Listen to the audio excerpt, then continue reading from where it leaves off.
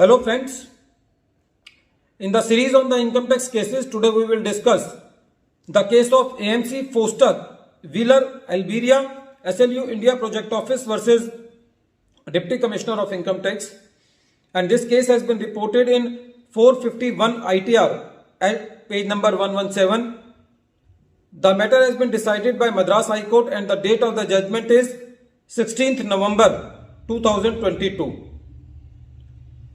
In this case, the notice was issued to the assessee under section 148.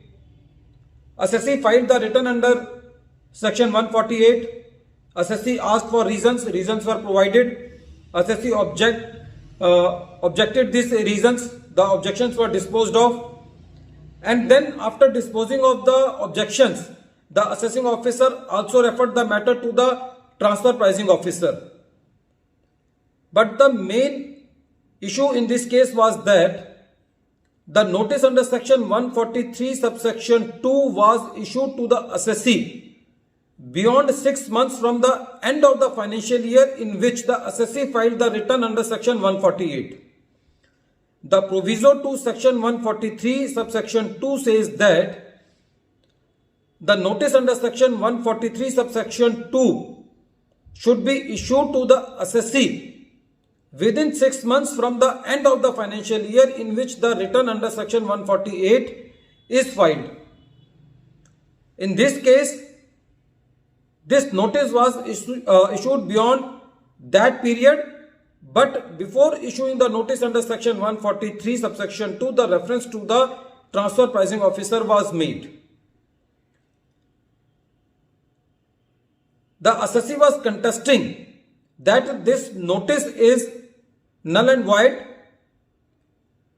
because the notice under section 143 subsection 2 has not been issued within the time limits.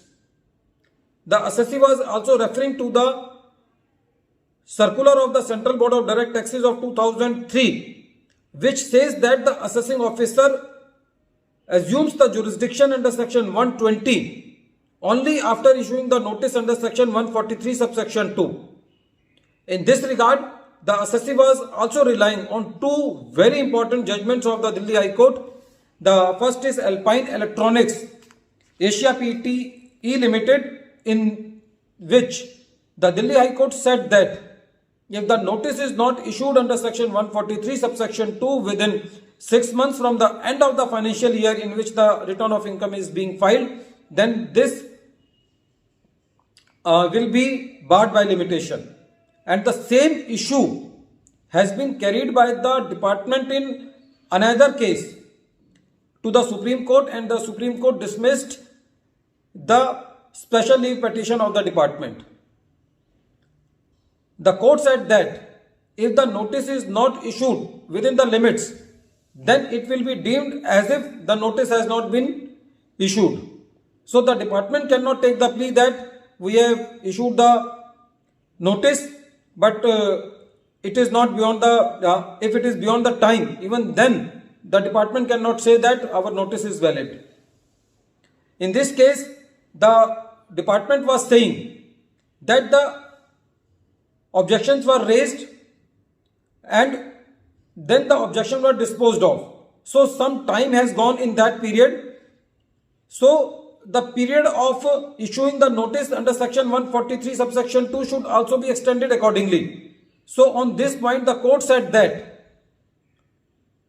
there was no bar on the assessing officer for asking the assessee to file the objection within a time, and then the assessing officer should have disposed of the objection in a limited period of time, so that the assessing officer should have complied the time period for issuing the notice under section 143 subsection 2.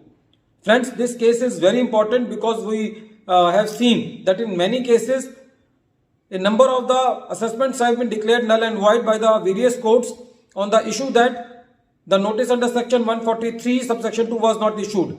But in this case, a new thing has come that if the notice under section 143 subsection 2 has not been issued within the time limit of 6 months from the end of the financial year in which the notice under section 148 has been issued, even in that case also the assessment will not be valid and the proceedings will be time barred. At the end of this video, once again I am repeating the name of the case. The name of the case is AMC Foster Wheeler Alberia SLU India Project Office versus Deputy Commissioner of Income Tax, and this case has been reported in 451 ITR at page number 117, and the date of the judgment is 16th November 2022. Thank you friends.